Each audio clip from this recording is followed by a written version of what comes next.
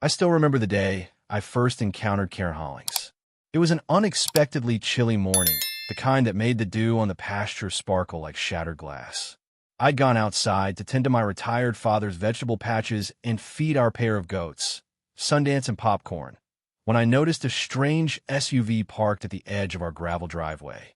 A tall woman with an angular face stepped out, wearing a polka dot scarf that seemed to be strangling her hair into a stiff, overly styled bob. She marched right up to me, not even a cursory nod or a polite greeting. And that was my first taste of the venom. Apparently, she was the newly appointed head of the local homeowners association, and she had quite a few concerns about our centuries-old family farm. "Excuse me," she said, glancing at the goats in mild horror. "I'm going to need you to get these animals under control. Some of us pay good money to live in this development, and we have standards." I started to explain that my father's farmland was grandfathered out of the HOA's rules. Our property had been in the family since the 1800s, well before the suburban sprawl crept in around us. We weren't part of the glossy development that had sprouted up like mushrooms next door. But Karen Hollings would hear none of it. She insisted we were disturbing the neighborhood's atmosphere with our chaotic presence, and that she was going to make sure the association issues an immediate citation. I politely informed her that any such citation wouldn't hold water. Our land had legally recognized farmland status from the county. She sputtered something about roosters crowing, even though we didn't keep roosters, and threatened that if I didn't watch myself, she'd call the cops for violation of noise ordinances. Then she pivoted on her heel and stalked back to her SUV, leaving me in the swirling dust and gravel of her departure. I try not to take it personally. After all, we'd seen our fair share of busybodies over the years. People who move in next to a farm and complain about the early morning sounds or the smell of manure. But something about Karen's intensity unsettled me. She oozed entitlement, as though she believed her newly built home and her lofty title in the HOA gave her some unstoppable power over centuries of local tradition. Regardless, I shrugged it off. After all, how much harm could she really do? A few days later, my father, who preferred to keep to himself, came in from the orchard with a bemused look on his face. He said, "Son, some woman in fancy high heels was standing in the ditch by the property line, measuring it with a tape measure and complaining about fences." Sure enough, Karen was making her presence known on every front. My father is a patient, kind-hearted man, but even he was baffled at her determination to meddle. I tried to keep the peace, but as the days passed, Karen escalated. She'd show up unannounced, pointing at our rundown barn and demanding we repaint it so it would be in accordance with the neighborhood color palette. One afternoon, she dropped off a packet of official HOA regulations in our mailbox, complete with a sticky note warning we'd face penalties if we refused to comply. The rest of the neighbors, many of whom had bought new tract homes in that development, had no complaints. In fact, several liked having fresh eggs and goat cheese available right next door. But Karen clearly wasn't having it. She seemed to be on a personal crusade to transform the entire area into the perfect suburban snapshot. A working farm didn't fit into her vision. One evening, my wife and I were enjoying a quiet dinner, homemade steak chili with cornbread, when we heard shouting from out front. We ran to the porch, just in time to see a policeman's cruiser pulling in behind a furious Karen, who had stomped off into our yard, her shoulders set with righteous indignation. The officer stepped out, looking a bit bewildered. Karen wasted no time explaining in an exaggerated whine that we were in violation of county noise ordinances. Her complaint? She claimed our goats were bleating so loudly at sunrise that it woke her up every day. I forced my expression to remain calm as the officer approached me. Sure, the goats did sometimes bleat around sunrise, but no more than any typical farm animals. And we definitely weren't within the residential noise ordinance guidelines anyway. We had farmland status. The policeman, a polite and slightly tired-looking man, took my statement, nodded, then told Karen there was no actual violation. He added that farms in this county are typically exempt from the same noise rules that cover suburban streets. If looks could kill, Karen would have reduced me to dust on the spot. She turned bright red, sputtered something about how we'd regret it, then stormed away. Though the policeman apologized for any inconvenience, I could see sympathy flicker in his eyes. He probably had a lot of experience dealing with folks like her, people who dial 911 just to settle petty disputes. But even as Karen left, something told me this was only the beginning. And so began our feud with the self-titled queen of the HOA. What I didn't realize back then was just how far Karen was willing to go. While I initially treated it as petty harassment, she was already planning ways to force us off our land, ways that would soon bring the full weight of the so-called HOA authority down upon our unassuming farm. My father used to say, if a problem keeps poking you, you have two options: ignore it until it goes away, or give it a better reason to leave you alone. But I never wanted to start a war. We had enough to manage, just maintaining the property, the orchard, the goats, and the little patch of farmland that had survived so many generations. Yet, ignoring Karen became increasingly difficult as she upped the ante with each passing week. It wasn't just the nonstop notes in our mailbox or the random inspections she claimed she had the right to perform. She began harassing the few neighbors who enjoyed our fresh produce stand, too. When my friend Denise from down the road came by to buy some cucumbers and tomatoes, Karen intercepted her on the sidewalk, spouting nonsense about how Denise was encouraging unauthorized commercial activity. Denise tried to argue that we were allowed to sell farm goods under state law, but Karen retorted that this entire area was residential, ignoring all the official farmland zoning records in place long before her shiny development was ever built. Karen's interference soon extended beyond the property itself. We discovered she had inundated the local zoning office with complaints, demanding they reassess the farmland status, claiming we were an unlicensed business. One evening, we got a letter from the county stating that a formal review of our land would take place, thanks to multiple inquiries from a concerned resident. Our hearts sank. Even though we were confident in our rightful farmland designation, the thought of enduring long bureaucratic processes and potential legal fees weighed on us. We began preparing our historical documentation, survey maps, property deeds, even black and white photos of my great-grandparents working this very patch of earth.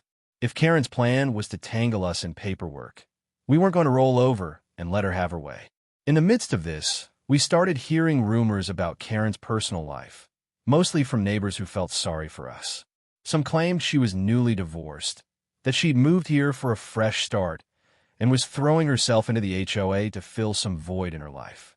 Another neighbor reported overhearing Karen bragging at a local coffee shop that she'd get rid of that eyesore of a farm if it was the last thing she did. It was mean-spirited gossip, sure, but it painted the picture of someone who had made it her mission to impose her will on everyone around her. Whether it was heartbreak or pure entitlement motivating her, we never did figure out. We only knew that life had suddenly become a daily battle.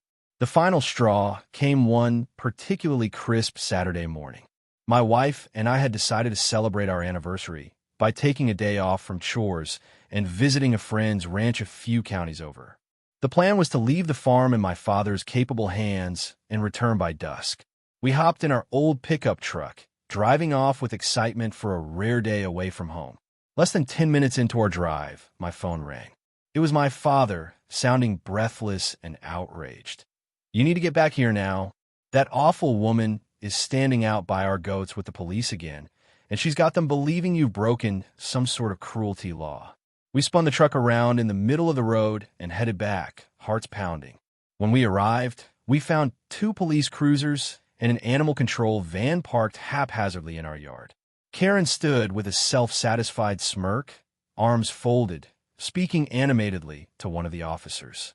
As I got out, I heard her declare, "I saw them beating the goats. Those poor creatures need to be rescued." I was stunned into silence.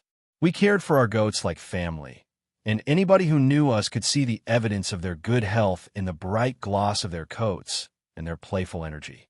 The officer, looking conflicted, approached me and said he had received a serious complaint from Ms. Hollings that there was animal abuse occurring on the premises. He had to investigate. Dad was off to the side, fuming. He tried to show them the goats were fine, but apparently they insisted on waiting for me because Karen had claimed the abuse was inflicted by my wife and me specifically. I invited the officer and the animal control worker to do a thorough inspection to examine the goats for any sign of mistreatment. Meanwhile, Karen hovered behind them, glancing around as if she was on the verge of a grand discovery.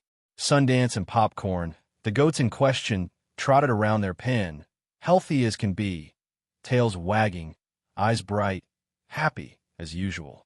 The officer took a few pictures, consulted with the animal control officer, and quickly concluded that the allegations were utterly baseless. Karen's smirk wavered. She tried to argue there was hidden evidence, maybe in our barn, so the officers graciously took a look there, too, finding nothing. Everything was in order. When they informed Karen that they found no signs of animal cruelty and no reason to pursue further action, she let out a shrill protest, claiming they were obviously incompetent. Then, with a theatrical flourish, she whipped out a smartphone and began recording them, saying she'd report them if they refused to do their job. The lead officer, clearly fed up, told her sternly that filing a false report was a serious offense. If it happened again, she would face consequences. She stalked away, shouting about how she was the victim here. It felt like a made-for-TV scene, except it was unfolding right on our property. In the eerie silence that followed, the officers apologized for the disturbance, stating that once they get a call about potential abuse, they have to investigate. We assured them we understood. We wanted the goats' well-being protected just as much as anybody. But the mere fact that Karen had lied so blatantly and almost gotten us cited or worse stung deeply. We also knew this was the second time she'd attempted to leverage law enforcement. The next time, she might escalate further. Even my calm, stoic father looked rattled. "That woman's asking for trouble," he muttered, voice trembling with anger. "But one day, she'll find out that you can't tangle with a community farm forever and just walk away unscathed." If Karen thought she could keep piling on false accusations, harassing our neighbors, and tying up local officials, she'd soon learn there was a limit to how much the county would tolerate. What none of us expected was how poetic her comeuppance would be, an ironic turn of events that would happen not just through official channels, but through one final, laughably foolish decision on her part. A few weeks passed after the false animal abuse call. The county's reassessment of our farmland status was still in progress, which meant new officials occasionally stopped by to take measurements, ask questions, and verify old documents. Though it was a headache, we discovered most of the county employees were sympathetic to our situation. Many quietly confessed they were aware of Karen's incessant phone calls and felt she was being a nuisance. One mild afternoon, during one such visit, we met a helpful county clerk named Stephanie. She spent a few hours combing through dusty archives in our living room, verifying the property's history. Midway through, we brought her some iced tea, and she hesitated before sharing an inside tip. "You know, her name's coming up in a lot of complaint files." That kind of record tends to backfire eventually, especially if we find her claims baseless over and over. She gave a conspiratorial wink. "I'm not telling you anything official, but let's just say folks higher up are starting to get fed up with Ms. Hollings." It was a small comfort to know Karen's strategy of flooding the system might turn against her, yet we braced ourselves for the next big move. It came in the form of a letter from the HOA's legal counsel, delivered to our mailbox in a stiff, white envelope. The letter claimed we were causing nuisance smells, unsightly structures, and had dangerous livestock. They demanded immediate compliance with HOA regulations, or else face legal action. Of course, none of these rules applied to farmland. We had a laugh at the absurdity of them trying to force a farm to abide by landscaping guidelines intended for suburban lawns. Still, the formal tone of the letter and the mention of a pending lawsuit gave us pause. Even if we'd win in court, we didn't have the resources for a long, drawn-out legal battle. Not wanting to be caught off guard, we sought advice from a local lawyer who specialized in agricultural law. She confirmed that we were safe, legally speaking. Our land was recognized at both the state and county levels. We had every right to farm, keep animals, and maintain structures as needed. She also told us that if Karen or the HOA actually filed a frivolous lawsuit, we'd likely be able to countersue for damages and fees. The best thing we could do was keep all our records in order, remain calm, and let them self-destruct in their own misguided quest. Meanwhile, Karen's personal vendetta seemed to be alienating everyone around her. The more she screamed about cleaning up the neighborhood, the more neighbors started avoiding her. Even the HOA board members, some of them decent folks just wanting well-kept front yards, found her approach too aggressive. She couldn't bully them directly, though. She needed them to pass the motion she wanted. So, she resorted to flattery, bribes of homemade cookies, and dramatic pleas about how this farm is destroying our property values. But no matter how she spun it, most people recognized the farm as a local treasure rather than an eyesore. The gossip among neighbors was that Karen's meltdown was imminent. She turned her home into a fortress of self-righteousness, blasting angry phone calls at all hours. We tried to stay out of it, focusing on the orchard, the goats, and the new season's crops. We even decided to host a small harvest fair, inviting neighbors and local families to enjoy fresh cider and goat petting for the kids. You'd think we'd done something heinous, judging by Karen's reaction. She stormed over the very morning of the fair, claiming we hadn't filed for the proper event permit. She called the police again, who arrived only to confirm we were fully allowed to have a private gathering on our property. The fair went off beautifully, complete with laughter, music, and bright autumn leaves swirling in the breeze. That day, Karen stood across the street, arms crossed like a gargoyle perched on the curb, scowling at the families who came and went. She even tried to approach a few of them to deliver her usual litany of complaints, but they brushed her off. It was a priceless scene. Kids clutching tiny pumpkins, neighbors sipping hot apple cider, and Karen alone and fuming, powerless to stop a tradition older than any HOA. Her frustration that day must have pushed her toward an even darker plan. Fast forward a week, and we received a frantic call from the same helpful county clerk, Stephanie. Apparently, Karen had taken the unusual step of demanding the county forcibly purchase our land through a condemnation process, an extreme measure usually reserved for critical infrastructure projects like highways or schools. Karen's argument? She insisted our property was a public health hazard that needed to be redeveloped into a safer environment. Stephanie assured us that condemnation was extremely unlikely and that the county commissioners would probably laugh Karen out of the room. Still, it was alarming to hear how far she was willing to go, trying to have the county seize our farmland with no justification beyond her personal vendetta. The day of the condemnation hearing was bright and unseasonably warm. My father, my wife, and I dressed in our Sunday best and drove to the county building, bracing for a fight. The hearing turned out to be more comedic than tense. Karen appeared, clutching a binder stuffed with photos that, to our astonishment, were random snapshots of our goats, tomatoes, manure pile, and a half-finished fence. She scrolled through them on a projection screen, painting our humble farm as though it were the source of a biblical plague. The commissioners, a panel of 3 somewhat exasperated middle-aged men and a woman about Karen's age, listened patiently. They asked a few clarifying questions, such as, are there any documented health violations?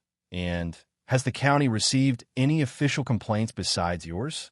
The resounding answer to both was no. Finally, one commissioner politely asked Karen to step aside. Our family was invited to speak. We calmly explained the history of the land, the nature of our operations, and how local regulations protected farmland from being forcibly removed for frivolous reasons. After we concluded, the commissioners exchanged glances. One of them delicately informed Karen that her request had no legal footing. They would not be pursuing any condemnation. Karen's face flushed a spectacular shade of crimson, but she refused to yield. She started lecturing them on how they were enabling public endangerment, waving her binder of goat photos in front of them. But her voice quavered with desperation. At last, a security officer approached, gently escorting her back to her seat. We left that hearing with a mix of relief and a renewed sense of frustration. While it was gratifying to watch Karen's claims be completely dismissed, we knew this wasn't over. She had tried nearly everything: false police reports, bogus animal abuse accusations, abuse of local bureaucracy, and now an attempted forced sale. What else could she possibly do? Little did we know that Karen was about to attempt her final, most reckless stunt yet, one that would unravel her carefully curated life and grant us the sweetest form of karma imaginable. The days ahead would see the proud HOA Queen's downfall, and it would come at her own hand in the most hilariously fitting way possible. The calm before the storm lasted a few weeks. Karen was uncharacteristically quiet. No notes in the mailbox, no surprise inspections, no county officials banging on our door. It was almost unnerving. We kept waiting for the other shoe to drop. In the meantime, we continued our daily chores, fixing fences, pruning the orchard, tending to the goats, and tried our best to recapture a sense of normalcy. Then came the phone call I never expected. It was from an acquaintance in the sheriff's department. He'd gone to high school with my wife, and while we weren't close friends, we'd exchanged friendly hellos over the years. He reached out to give us a heads up that Karen was planning something big. He couldn't disclose details, but he strongly suggested we lock up anything valuable around the farm. This might be beyond simple harassment, he warned. We didn't have long to wonder. The very next evening, we were startled by a blinding flashlight beam sweeping across our goat pen. My wife looked out the window and gasped. Someone was in our yard, skulking around near Sundance and Popcorn's enclosure. We grabbed flashlights and rushed outside, hearts pounding. But by the time we reached the pen, the intruder was gone, leaving only footprints in the muddy ground. The goats were spooked, but unharmed. The following morning, we discovered something deeply alarming. Our fence lock had been tampered with. It looked like someone tried, and failed, to break it. There were also signs that someone had messed with the goat feed, though they hadn't managed to actually open the bin. We had a sinking suspicion about who was behind it, and not just because of the sheriff's cryptic warning. The only person who had actively tried to sabotage us was Karen. Staying vigilant, we installed some low-cost security cameras around the barn and pen. We hoped it would act as a deterrent. Sure enough, on the third night after the fence tampering, we captured footage that changed everything. Just after midnight, a figure slipped onto our property, moving stealthily with a flashlight. And though the footage was grainy, we recognized the distinctive outline of that tall, angular frame. It was Karen, wearing dark clothes and a baseball cap, creeping toward our goat pen. What exactly was she trying to do? We'd soon find out. She shone her light at the goats, who began bleating in alarm. Then she reached into her bag and pulled out a small jar of something. She appeared to open the jar and attempt to pour its contents into the goat feed trough. But before she could finish, our newly installed motion sensor floodlights kicked on, flooding the area in bright white. Startled, Karen dropped the jar, stumbling back in a panic. She scrambled to pick it up, then tried to run, but not before the camera captured her face in full view. Fury and adrenaline coursed through me as I watched the footage the next morning. It wasn't enough that she'd harassed us with paperwork and false calls. Now she was trying to poison our animals. But we knew better than to confront her directly. We called the sheriff's department and handed over the security footage. When the deputy arrived, he recognized Karen immediately. "That's Miss Hollings, all right," he sighed. "We'll talk to her. Bring that footage, any witnesses, anything you've got." Everything happened quickly after that. The deputy drove to Karen's home, and from what we heard, she tried to deny any wrongdoing. But confronted with the video, she had no plausible excuse. Some neighbors told us they saw the patrol car parked in front of her house for an hour. Next thing we knew, the rumor mill was abuzz. Karen had been arrested on charges related to attempted animal cruelty or poisoning. While it was an open investigation and the details were still pending, the sheriff wasn't taking it lightly, given her track record of false reports. If that jar's contents turn out to be harmful, pesticide, bleach, or who knows what, Karen could face felony-level consequences. We didn't rejoice in her misery. Honestly, we felt more relief than anything else. A wave of gratitude washed over us, not just for the justice being served, but for the fact that Sundance and Popcorn were still safe and healthy. Whatever was in that jar, we were grateful she hadn't succeeded in feeding it to them. But the sweet karma continued to snowball. With Karen facing possible criminal charges, the HOA board was forced to distance themselves from her. Her seat as president stripped away within days, replaced by a more reasonable neighbor who promptly apologized to us for all the trouble. The county, too, took a different stance on her myriad complaints. They informed her in writing that if she continued to file unfounded claims or nuisance reports, she could be held liable for wasting county resources. And then came the final nail in the coffin. A civil suit brought against Karen by the local SPCA, citing her malicious intent to harm farm animals. Coupled with her growing legal fees and the damage to her reputation, Karen found herself isolated and overwhelmed. It didn't end with just legal battles. Many neighbors who once tolerated her, or at least gave her the benefit of the doubt, cut ties. People she'd browbeaten into supporting her found reasons to stay away. Some told us she lost her job. Apparently, her employer didn't care to keep someone facing criminal charges for attempted animal poisoning on staff. Before long, the towering SUV with the vanity plates disappeared from her driveway, replaced by a for sale sign in her front yard. Without the flashy car, without the position of authority in the HOA, Karen seemed to shrink into obscurity, a cautionary tale about the dangers of weaponizing your entitlement. By the time she finally moved away, no one in the neighborhood seemed sorry to see her go. In the weeks after she left, life returned to an easy rhythm. Morning chores, afternoon orchard maintenance, the occasional conversation with neighbors strolling by. The goats roamed contentedly, free from harassment. We kept the cameras up, of course. No reason to let our guard down completely, but it felt like an era of tension had finally closed. The best part was that Karen's attempt to challenge our farm's existence had inadvertently reinforced our legal protections. The county commissioners, having thoroughly reviewed the property, filed paperwork confirming our farmland status was not only valid but fully protected from future disputes. In a roundabout way, Karen's crusade had shored up our rights for decades to come.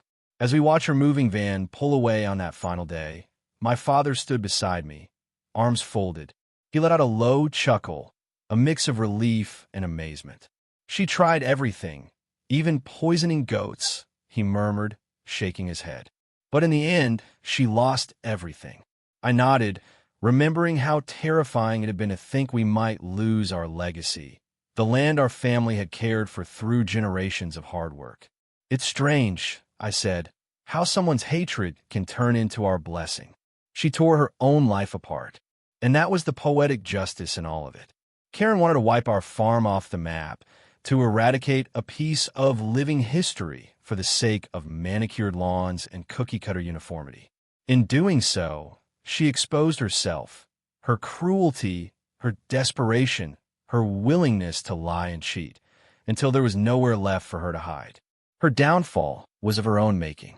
In the months that followed, the orchard thrived, the goats remained happy, and my father, now confident in the farm's future, decided to add a beehive or two. We joked that we might even name one Queen Bee Karen, an ironic tribute to the meddling woman who buzzed around making trouble but ultimately stung herself. But that's a story for another day. For now, we simply relish the peace and quiet. Because around here, the roosters crow, if we had them, the goats bleat, and the orchard rustles in a breeze. And no one calls the cops on a sound as sweet as that. The end.